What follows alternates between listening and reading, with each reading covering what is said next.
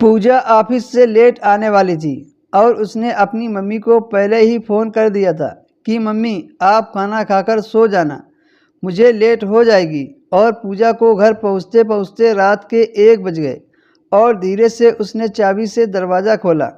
सामने ही सोफे पर उसकी मम्मी उसका इंतज़ार कर रही थी और बोली, आ गई बेटी, बहुत देर हो गई तुझे।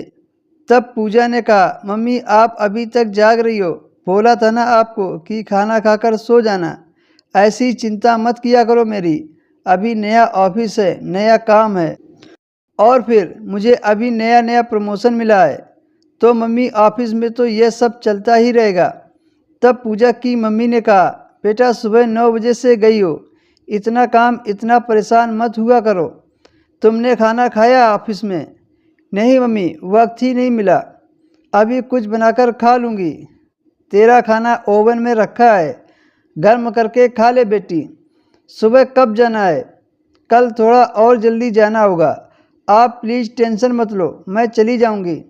सुबह पूजा के उठने से पहले ही उसकी मम्मी उठ गई और उसके लिए टिफ़िन और नाश्ता बनाकर तैयार कर दिया। और सुबह जब पूजा उठी और उसने कहा, मम्मी मैंने आपको बोला था ना कि कल मैं अपने आप चली जाऊंगी, क्यों जल्दी उठ गई आप? फिर पूरा दिन काम करती रहोगी, दोपहर को भी तो नहीं सोती हो आप। बरसों हो गए हैं बेटी, आदत सी हो गई है अब तो। जब तुम छोटी थी ना, तब एक बार तो मैं पूरे 4 दिनों तक जागी थी।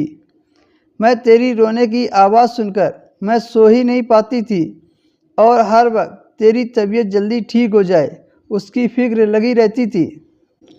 माँ बनने के बाद समय पर खाना पीना सोना अपना सब जैसे भूल ही जाती हैं सारी माँ। और अब इतने सालों बाद वही आदत चली आ रही है। ऐसा थोड़ी ना होता है मम्मी, तब की बात तब थी, अब तो मैं अपने आप को संभाल सकती हूँ ना। हाँ बेटा, लेकिन यह माँ का दिल है, तू नहीं समझ पाएगी। पता नहीं कब कहाँ तुझे मेरी ज़रूरत पड़ जाए। ऐसा कुछ नहीं होगा मम्मी, आप फिक्र मत करो। और हाँ, आज भी देर हो जाएगी, आप प्लीज़ रात को खाना खाकर सो जाना। और हाँ, मेरे लिए खाना मत पकाना। और यह कहकर पूजा अपनी मम्मी के गले लगकर ऑफिस चली गई।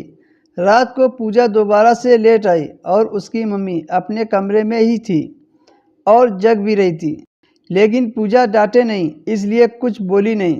तभी रसोई में से आवाज़ आई,